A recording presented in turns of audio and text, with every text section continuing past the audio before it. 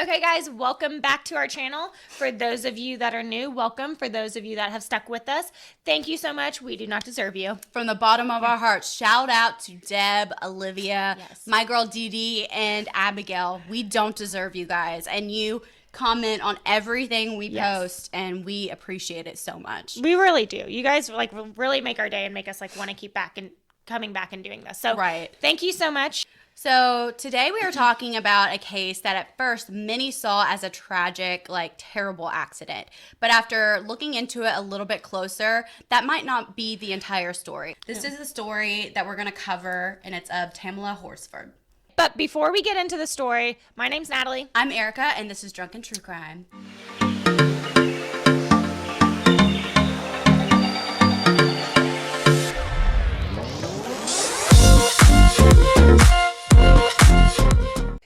Okay, so again, thank you for coming back. Before we get into the case, we have a few disclaimers. If you are new here, listen up. If you've been here, they're the same that we talk about all the time. But first, we talk about true crime. 2, we drink. 3, we cuss. 4, sometimes we'll laugh. It's because we're human. We are not making fun of the victim. We are making fun of each other typically, or the shitbags that are involved in this story. Exactly. Or most of the time, Natalie's just making fun of me because I fuck up so many times. We both fuck up. It's cool. Okay, last disclaimer here, folks. The information provided by us in this video is for educational purposes. All information in this video is provided in good faith. The views expressed are our own personal opinions, and the details we provide are all alleged, and individuals are innocent until proven guilty in the court of law.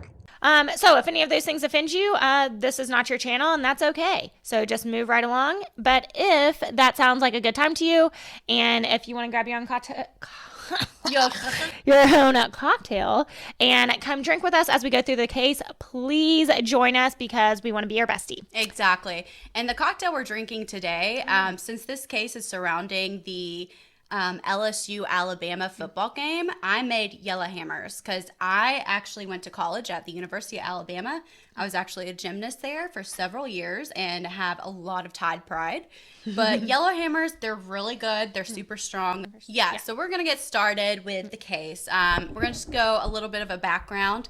Tamala was born in the Caribbean, and she was a Caribbean through and through. She was very adverse to cold weather. Girl, me too. But she was one of those people that just couldn't handle if the temp was dropped below 70. She wore a coat inside the house and everything. She didn't go anywhere outside the house if it was cold. Tamala was married to a man named Leonard.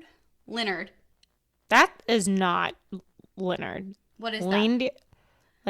Leander? Thank you. Okay. Tamala was married to a man named Leander, who she liked to call Lee, and we'll just stick with that, Lee, because Leander was hard to say. A lot of people called her Tam. Old Tam. I love that. Tam. They were married for about 16 years and lived in Florida at the beginning of their marriage. The couple had 5 sons. Oh. Holy shit, my worst nightmare. 5 sons. I have 3 boy dogs, and I want to kill myself most days. Yeah, no, I think if I would want sons. I don't know. I could do boys all day long. The girls scare me. Girls are assholes. She's the boss of that house, so I feel like I could do boys because I would be the queen of that house and run that shit. I already run the shit. I already do. I mean, you already run your house. The boys' ages were from 4 to 14 years old.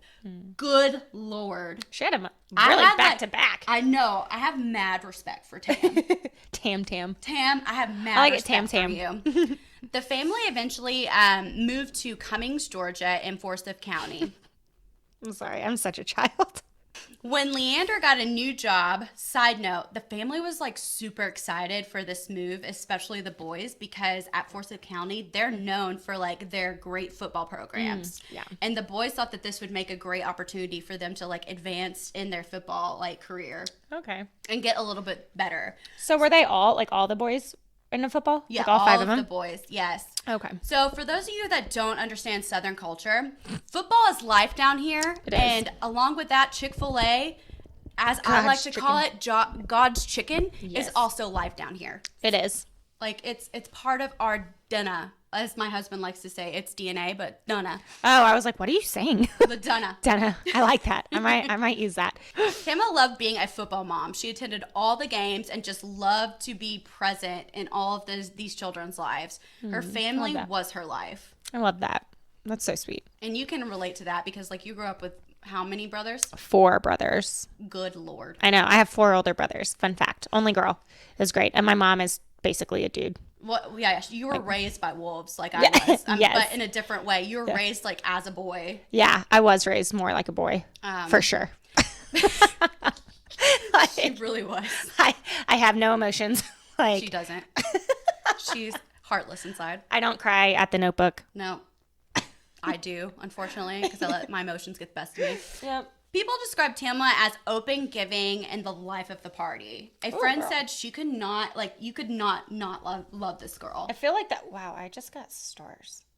Anyways, I was gonna say that sounds like you. I feel like the life of the party. I wanted to say the same thing, but humble brag about yourself. But at the same time, I've been I've rewatched our episodes and everything, and I've been everything that talks about girls or anything, I always like to bring me to the attention, and I didn't want to feel like a narcissist, so I'm just gonna let Natalie say this. Yeah, I did say it. That's not even in the script. I know, that's why I was sounds like me. So on November 3rd of 2018, the 45th birthday adult sleepover party was held for No, it's John. It's pronounced John Myers. John Myers. John? Like J-O. John. Oh, fuck. I know. Who really? No. John Myers. Anyways, okay, besides the fact that I can't say her fucking name, really cool idea and concept. I feel like we do sleepovers a lot, but what if we turn it into a full ass grown maybe I do that for my birthday this year. Did we do that for my birthday this year? Yeah, we can do that. So the party was thrown by a woman named Stacy Smith, and this party was a bunch of white football moms. That actually is important. I was like, oh, nice way to put that in there, but this is really important. So Tamala was the only African American there. Tamala knew Jean because their sons played football together. Now, men were not supposed to be at this party. Love it. Because it was a girls only party. Again, I really do think we do this for my birthday. However, Jean Myers' boyfriend, Jose, what the fuck are these names? Okay. Jose Barrera. Okay, that's not hard. Okay. So, however, Jean Myers' boyfriend, Jose Barrera, was there. So, him and Stacy's husband, Tom Smith, were in attendance that night. So, we have 2 boys here. They weren't supposed to be there. It was supposed to be all girls. And now we have 1 boyfriend, 1 husband there. Right. But they kind of go down and do their own thing, right? They're in a separate part of the house, right? Yeah. They were there because they didn't want to leave because they wanted to watch the LSU football game, and the theater room in the basement also. Theater room. Awesome. Yeah, can I get a fucking theater room? Barrera was a pretrial court officer for Forsyth County. And this detail will become important later, so remember that. Yeah, just remember that little tidbit. Yeah. So the party began around 6:37 p.m. Tamala showed up later around 8:30ish. She brought a bottle of fancy tequila as a birthday gift to Jean. Yeah. Jean later said that she didn't want that bottle of tequila because it made her, she smelled it and it made her want to throw up in her mouth, is what she said. Yeah. Damn woman, just be thankful you got a fucking gift from her. Yeah, because they were kind of new. I don't know that much about the case. This is Erika's case. They were new acquaintances, new friends. Exactly. Didn't Tamala consider not going to this at one point because she's, like we said, she's really all about the family, right? And she was getting all the kids ready. She made sure they had a casserole the next morning. She made sure she made dinner. She gave them baths and everything. She was making sure the homestead was okay for her to go out and have a good time. Yeah. But also the fact that she made an effort to give Jean her a gift. Yeah, that's absolutely gift. Jean, you're a bitch. Just a bitch. Yeah. A witch bitch. That's just oh. Yeah, that's so rude and disrespectful. When someone goes out of their way to be nice to you and you're gonna treat them like you're shit. You're just gonna be ew, this makes me want to vomit. And she said that she said it to the other women there, right? And it was kind of a joke about. No, she said it to the whole party. In front of her? Mm-hmm. What a bitch. That's be better. Saying. She's the Karen. Yeah. Ugh. Fuck off. So the whole plan was they were all gonna watch the Alabama LSU game while they were there. They were going to have a few drinks, eat some gumbo, have some tailgating food, and kind of just relax and watch that game, which is all what fall is about. I know. It's the best time to be alive in the South. Let me just tell you. It's so much fun. Tamala called Leander around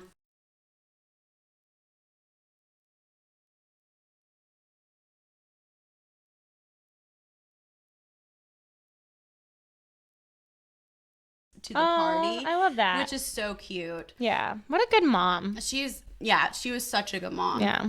The party played Cards Against Humanity. They hung out. They kind of just chilled. Yeah. Just kind of setting the stage of what that party was like. So, like, it seems like she's having a good time, though, at this point, right? Yeah. So, Tamala drank a lot because, again, she's having a good time. She was having a good time. Yeah. I don't have the kids on me. I don't have the husband on me, girl. Yeah, like, and this was, like, not, like, normal for her, right? So, like, she was enjoying it. It was a treat. Thing. This is kind of like a treat away. Exactly. And, like, her husband even, like, convinced her to finally go, right? Because she was questioning it, and he wanted her to do it because she didn't do stuff like this, and she was, you know, so involved with the family and, like, running it, and she deserved this. Like, she wanted, and they, like, she needed this. Moved to, like, Cummings, Georgia. Yeah. So to, like, meet people. Meet people and kind of get to have, like, a friend group. That's awesome. So everyone at the party reported seeing Tamala drunk, never seeing her drunk. Back it up. Okay. Back it up. So, oh, that was good. Anyways, let me try that again. Everyone at the party reported never seeing Tamala drunk or out of control. She was tipsy, but she wasn't blackout and she wasn't drunk, right? So she wasn't a hot mess like Erika. She wasn't on a Saturday. She was not creating it by herself. Shout out to Erika, like 6 hours ago. She decided that she wanted to start drinking whiskey and cleaning, which turned into just drinking. And I was hammered by like 4 p.m. I was singing Soul Survivor to Todd, my dog. That sounds actually awesome. Also, why didn't you invite me over? No, I fell asleep I'm not even lying. I was like asleep by 8:30 last night. It was great. Fantastic. Tamala and Bridget Fuller, so this is another woman that was at the party, were the last ones to stay awake. And they were up until 1:45 a.m. And then Bridget's husband actually came and picked her up at that time. Tamala said goodbye to her. And this is actually the last time that anyone would see her alive. Now, at around 8:30 a.m., the aunt was in the kitchen making coffee, and she looked out the window, and in the background, she saw some, like, PJs that were, like, peeking over the grass. Mm-hmm. And she realized that it was Tamala because she was wearing a paw print onesie the night before, which I love her more. Like, I could not love her more than I already did. Onesie that I love too. Oh my God, I want a onesie. But look at this onesie. Get fucked. That's awesome. Like, how cute is that? That's so adorable. This is so much fun. This is exactly what I want to do for my birthday. So as soon as Madeline sees Tamala face down in the grass, not moving, guess what she does, Natalie? I bet she doesn't call the police. No, she doesn't. You're exactly right. She doesn't call the police. She immediately said in the police interview, I didn't start the coffee. I got down on my knees and said a prayer. That's the most Southern thing I've ever freaking heard in my life. I said a prayer. Let's call 911. Or go see if she's okay. Let's not see if she's alive or if she's breathing or anything. Yeah. I said a prayer. Excuse me, what? I know. Well, that is so confusing to me because, okay, maybe one, like, I feel like after a girls' night, maybe my first instinct would be like, oh my God, this bitch passed out in the yard. Yeah, she got like super drunk, passed out in the yard. I'm still going to go see if she's okay. Oh, no, absolutely. I'm going to go out there and I'm going to... It's November 4th now. Yeah. And it's fucking cold outside. Yeah. But to your point, I would immediately, no matter what, I'd immediately go out there, even if it were to, like, wake her up and bring her back inside. Even if you're a spiritual person, like, so I'm sorry, you're going to go and... Yes. Like, your immediate instinct is to go check. And you can pray as you're doing this. You could be, like, come on, you can multitask. Just say, please, God, please. Yeah. Please. After she prayed... Then she ran up the stairs to Jean's room where Jean and Jose were sleeping. She thought she heard water running, and though maybe it was John taking a shower or something, she knocked on the door louder. At 8:45, Madeline knocked on the door again because, the first 2 attempts weren't really working. Yeah, like what? Just walk in. According to Jose, he and Jean were sleeping when they finally let the aunt in the room. So where does the water come into play?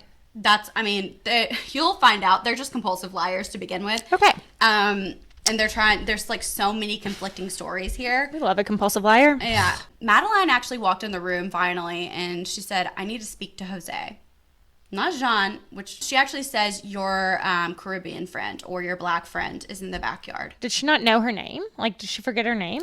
No, and we'll get into this. Cummings, Georgia is kind of famously racist. Mm-hmm. Yeah. So she does tell them that, Tamala is in the backyard face down and not moving at all. She wanted Jose to go look at Tamala. Maybe, he's a pre-trial court officer, but yeah, what's he going to do differently than what you could have done? No one tried CPR on her. Yeah. No one turned Tamala over or even checked to see if she was breathing. Yeah, so what did he do? So when he saw her? He said he touched her back to see if she was breathing. Couldn't feel her breathing. He also said that he tried to bend her leg and realized it was completely stiff in rigor mortis. That's such a weird fucking thing to do. Why would you bend her leg? Yeah, why would you bend her leg? That's so weird. Like, you're not going to check her for her pulse? You're not going to, like... check. Why check your back? Yeah. Like, I get the back, maybe, because, like, see if she's breathing. To see if she's, like, yeah, her breathing in lungs and are... out. Yeah, exactly. I get that, okay? I do... But, like, why not check for a pulse? So if she's not breathing, why not check for a pulse? Like, why not... Bend a leg? Yeah, and he realized it was completely stiff, which is kind of conflicting stories as well, because I did a lot of research on this. Rigor mortis doesn't set in until, like, 8 hours later. And and if it was cold. If it's cold, it's going to preserve the body. It's not going to speed up decomposition. It's going to slow it down. It's going to slow it down a lot. Exactly. Meaning that she could have died around, like, 11 p.m. Oh, shit. If we're going with that, yeah, saying she's completely stiff. But again, that doesn't make sense because Bridget and Bridget's husband saw her at 1:45, exactly. And they have no reason to lie. Okay, so then at 8:59 a.m., Jean calls 911. Mm-hmm. It took them fucking 29 minutes to call the police. Right. This is ridiculous. And she calls 911 and she tells the dispatcher about the party and the scene in front of her, right? So she tries to describe what has happened. She says, and I quote, "We were drinking. Most of us went to bed. One of them stayed on the balcony." One of them, not even calling her by name. Mm-hmm. Okay, so going back to her quote, "One of them stayed on the balcony. She was drinking. She must have fallen off the balcony, and we saw her laying face down on the grass, then called 911. Bitch, no the fuck you did not. You did not just call 911. You waited 29 fucking minutes to call 911 is what you did." Jean then hands the phone to her boyfriend, Jose. He says, "I'm noticing a small cut on her right wrist. She's not breathing. I do not know if this cut is self-inflicted." What? Excuse me, what? Self-inflicted? Self-inflicted? I don't even think, I'm sorry guys, I was reading this. I don't even think I actually said it all out loud. What he said is, "She's not breathing. I don't know if this cut is self-inflicted." He's immediately just kind of spinning the narrative to she committed suicide and dove head first into the ground to bleed out. They're already making up excuses. They're already making a narrative for the police. The dispatcher starts asking about the balcony and up above. And Jose says, and I quote, "It's about 20 feet from where your feet are standing on the railing." So if you're standing on the railing and your feet from the ground. Oh, okay. So, I got you. Okay. Okay. It's about 20 feet down. I understand. Thank you for clarifying that. You're welcome. His next thing, she's committing. She cut her wrist. Right. And she stood on the balcony on the railing. Yeah. And dove. And then just jumped off. That's what she's going to do. This wonderful mom of 5 boys who loves her husband and kids is going to kill herself at your party for what? Like, that's the narrative you're going with? Like, that's the best lie you could come up with? That's the best lie they could come up with. He then says, "We have cameras up around the balcony," and then says, "We will check them." Now, no shocker that the camera footage was never given over to the police. Again, that's not surprising at all. Doesn't surprise me at all. And the footage was accidentally deleted. So for those of you that are listening on audio, there's some air quotes in there.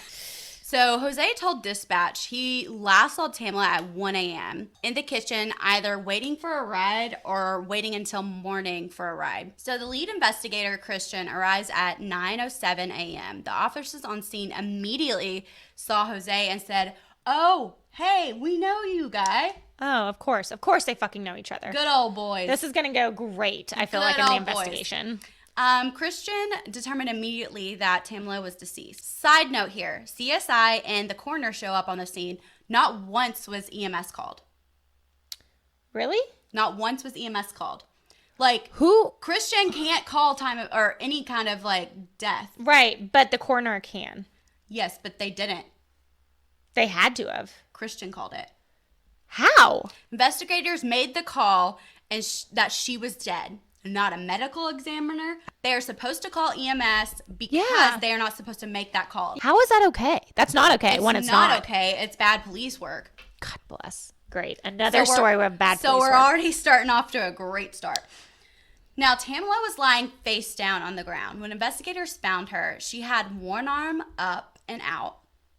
If you don't watch the video, I have my arm up and out. She is reenacting this? I'm trying to reenact this because, I mean, it's kind of hard to describe. Yeah. And one arm down by her side. So it's like, her wrist was clearly swollen, dislocated, and broken. Oh. So not just a fucking small cut, dude. Yeah. Tamala's body was sent to the GBI for autopsy. Now, if you don't know what the GBI is, Georgia Bureau of Investigation. Yeah. Due to how weird Tamala's body was positioned when they found her, but also the lack of blood pooling around her. I'm glad that someone noticed that enough to call the GBI. Mm-hmm. So there was like a lack of blood around her, which is very weird. If you go on a crime scene, she jumped. There should be at least some like pooling around her head. Yeah, if she fell, if she jumped, to your point, there would be blood. There would absolutely be blood. There was no blood. Suspicious. So investigators called back all the men and women who had left the party that night before or were still at the house in the morning. Everyone was still in the home. They put these people in two different places. So everyone that had just left the home, they were put in one place in Jean's house. Yeah. And then the people that were left over that stayed in the morning, they were put in another part of John's house. So they can get their stories together. Exactly. Red flag number 20 in this case. Well, the fact that you're not even having them like go down to the police station and do an incident report. Yeah. You're having it at the house. And I didn't go into this, like some of the interviews, but yeah, the interviews were taken like weeks later after the death, and they went back to John's house to do the interviews. They didn't even take them to the police station then? No. So Jean said in her report that Sarah, remember Sarah Smith? She was the one that was hosting the party. Okay. And Nicole were the first to leave at 10ish. 1:47 a.m. Bridget left. So 4:10 a.m. Marcy left because she had to get ready for work for the next day. And around 7:40 a.m. Paula left. 8:30 a.m. Tom and Stacy left. I want to point out, how did they not see fucking Tamala's body? Well, she was in the backyard, right? Yeah, but like if you're going through the kitchen and everything, you should be able to like see it. I mean, maybe. This isn't the weirdest thing in this case, though, for me. No, it's not. It's not the weirdest, but it's very suspicious, as the kids call it. Sus. So everyone reported at this point told the police that Tamala wanted to leave. Yeah. They said she expressed that she was wanting to go home, but no one would let her. They took away her keys so that she wouldn't drive, which, I mean, if she's been drinking all night, I probably would do the same. I would call her an Uber. I wouldn't let her drive either. No, and that's a nice thing to do. I'd call her an Uber, or we would call her husband Lee and come get her. Yeah. But that never happened. And they took her cell phone. Why take her cell phone? Keep this in mind. There's no explanation as to why they took her cell phone. So Jose said to the dispatcher that he was woken up by Madeline, the aunt, remember, and Jean. Fucking hate her name. And so Jean and him, they went downstairs to see Tamala. However, on the incident report, he said that he was downstairs cleaning up after the party and found an unlit cigarette laying on the floor of the porch. So now, two very different stories here. Now you can start to see the two conflicting stories already unfolding. His first claim where, like, Madeline came and, like, woke him up, that was to the dispatcher. And now this is the incident report. Actually, I was downstairs. I was cleaning up at their party, and then I found an unlit cigarette. The brand of the cigarettes matched the cigarettes that Tamala smoked. Now, Jose and Jean both say that Tamala was the only smoker at the party, but there were two lighters and two different kinds of cigarettes on the porch. So, definitely, like, two smokers. Yeah. And side note, no one tested the cigarettes. So, there was no, DNA test done on these to figure out who was smoking? Because it's not her. She doesn't have two different types of cigarettes. That's fucking weird. That's weird. Why would you have two different brands? You don't. Two different lighters. You don't. You would use one. Yeah. So then Sean told the investigators that she had a security app on her phone, which sent notifications whenever the doors were open and shut. The security app on her phone said that the door was open at 1:47 a.m. And that's when Bridget said that she left with her husband. So those two things align. Right. So Bridget was not lying at this point about that. So the balcony door... This app then says that the balcony door was open at 1:49 a.m. and closed at 1:50. Then it opened again at 1:57 a.m. and never closes again. So they're assuming that Tamala came out on the back porch, closed the door, had a 7-minute break for a cigarette, and then opened the door, but she never shut the door. Also, another side note here. There's a photo that shows all the different notifications on the security app. So it says that the garage door was open at 11:39 a.m. and then closed at 1:40 and then opened back up at 1:40, but never closed. So we're assuming that like Tamala at this point was up on the patio smoking a cigarette. At that time, someone was in the garage or like opened the garage, left it open. So when Tamala's family was informed of her death, they immediately were suspicious. Partygoers said that they found her bag and black leather jacket at the front door. And she was found in a one-piece pajama set with paw prints on it. Again, love it. Love it. Her dad was like, yeah, it's November and last night was 30 degrees. She would never be outside without a jacket. He agreed with the police that her body was strangely positioned. And the fact that there was no blood around her was just so odd. So on November 4th, 2018, autopsy results came in and showed her blood alcohol level at 0.24, which is 3 times the legal drinking limit at 0.08 in most states, yeah. The toxicology results showed traces of marijuana and Xanax and no other drugs. Xanax was not prescribed to her, and there was no evidence that it was anywhere on her person. So, like, she didn't have like a pill bottle. Yeah. She didn't have any in her purse. Like, she didn't. So do we think she was drugged, or do we think that the other people at the party were doing Xanax too? I think she was drugged. Yeah. That seems suspicious. Yeah. Sus. I really wish they would have tested the blood of the other people to see if maybe other people were doing Xanax too, and maybe they did it together. I mean, they didn't even test the cigarettes, so let's be honest. Yeah. They're not going to test the blood of the police work here was not great, obviously, to say the least. So getting into like what Tamala's body kind of went through, her right wrist was severely broken. 1-inch laceration on the inside of her wrist. There was also a laceration on her left forearm, bruises and lacerations on her fingers and her shins. Severe injuries on her neck, head, and her torso. And she had a fracture on her C2 vertebra. Obviously, she didn't fall. Some of these injuries could be explained by the fall, but not all of them by any means. By any means, no. Like, not even close. Let me just point out again, she was found face down. The medical examiner said there were no facial bones broken. Wow, okay. So several spots of bleeding in her brain. The cause of death was multiple blunt force injuries. Ugh. So I also want to point out, this is just, I don't know if I should blame this on shitty police work or just the shitty county altogether. There were no photos taken during the autopsy. There's a lot of problems in this case, obviously, but the main problem is that there was no media coverage of it. Right. So we have this very suspicious death. It took a month and a half to get any sort of media on this.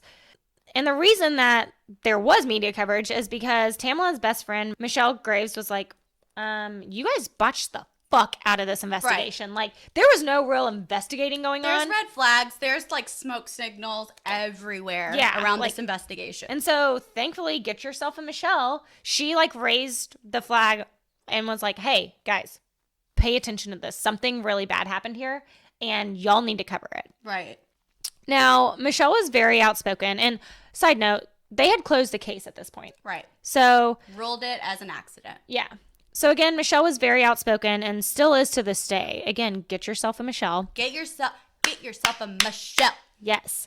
So again, Michelle had explained that like all the people that were at this party, they were telling Tamala's family and friends very contradicting stories. They weren't like sticking to their story. They were changing it up. It didn't make sense.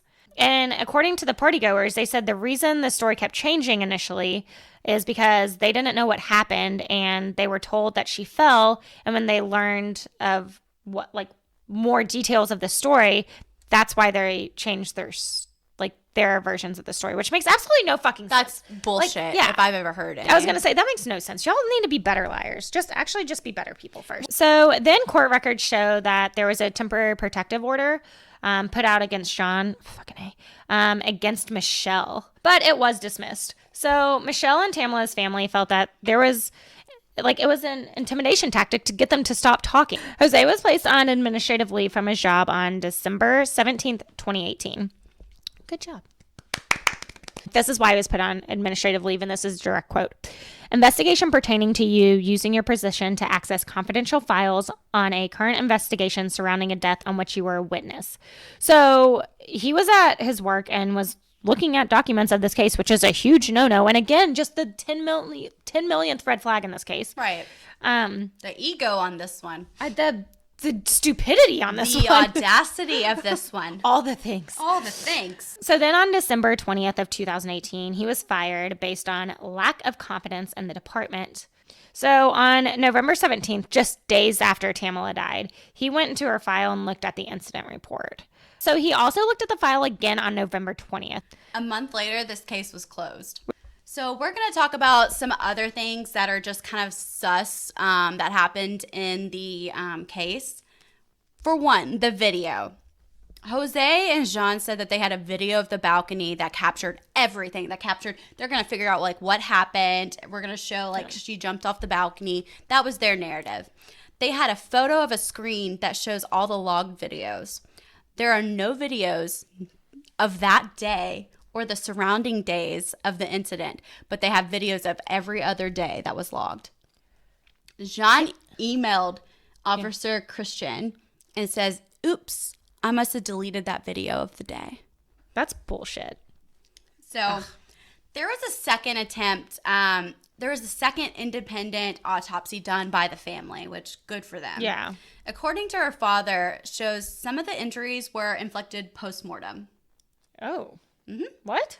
Post-mortem. That's fucked up in all different kinds of ways. Which to me, she was tossed off the deck to make it look like she fell. Oh. She died in that house. Yeah, you're right. Okay. She died in that house. She Yeah. did not die from the fact that she fell. Oh, that makes sense with no blood pooling around either. Mm-hmm. Oh, man. And Okay. she got some of the injuries when she hit the ground, like you had mentioned earlier. But, I mean, to me, she died in that house. Yeah, that makes way more sense. So, some good news on this front. The case is actually back open. Ooh, I didn't know that. Okay, good. So, the case is actually back open. On June 5th, 2020, the family lawyer wrote a letter to Tamala's family and was released to the public. So this is what the lawyer said.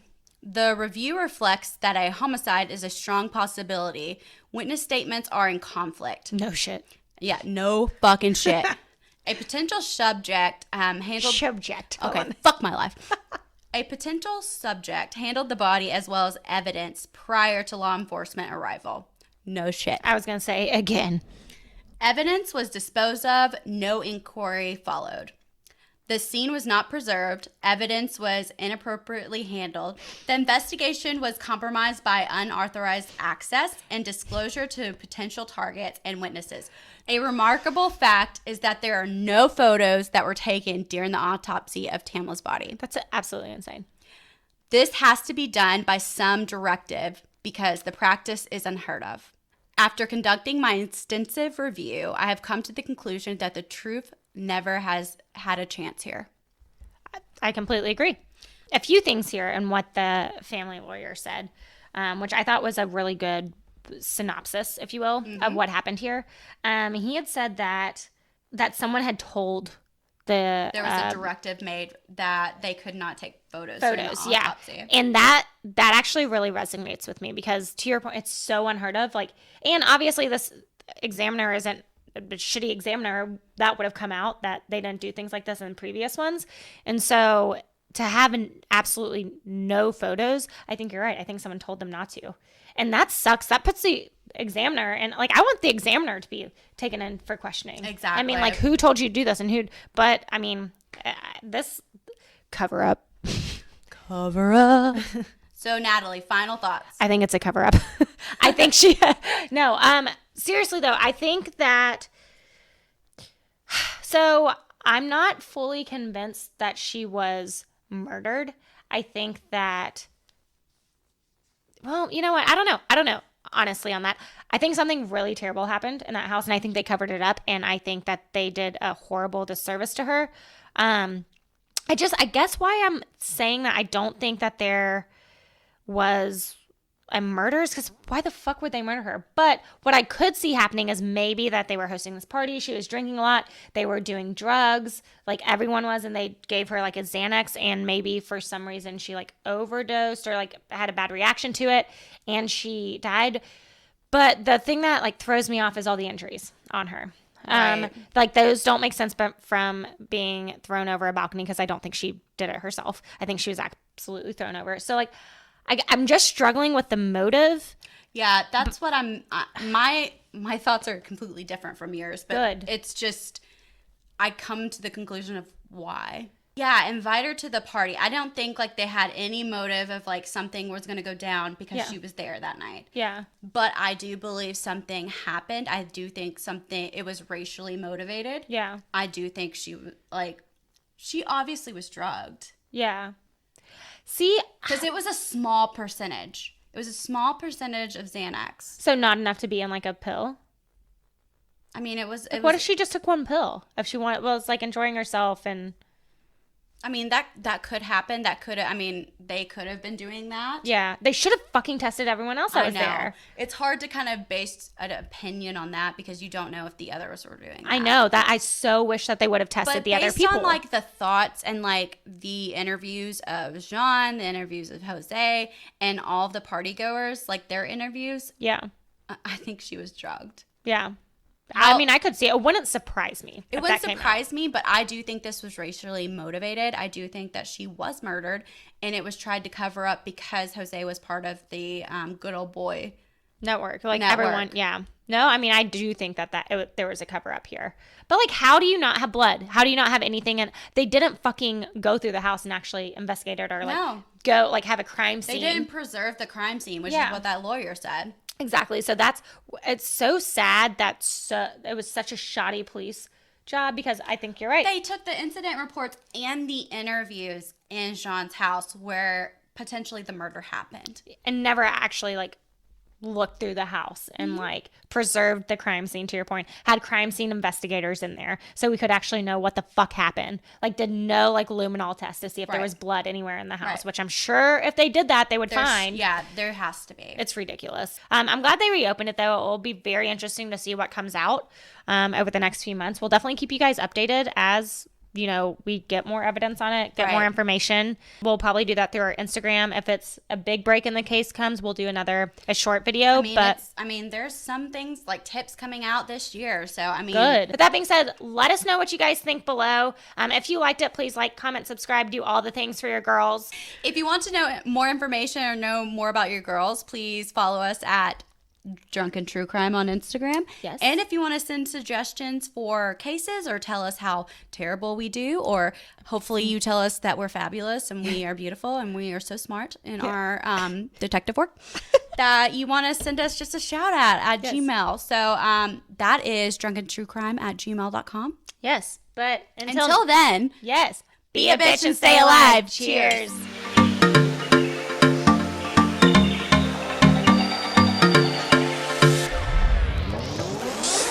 Shout out to Vanda. She's like one of our biggest fans. I'm getting a little tipsy. I know, me too. It's bullshit. It's no shit. So the dispatchers... Nope. Like, let's multitask this, bitch. I accidentally doubled the liquor in here unintentionally, which is my absolute nightmare. You went to Waho without me? That's because I'm an idiot. You are not Italian. Shut the fuck up. Did you just say, oh, shitballs? We have to get super close.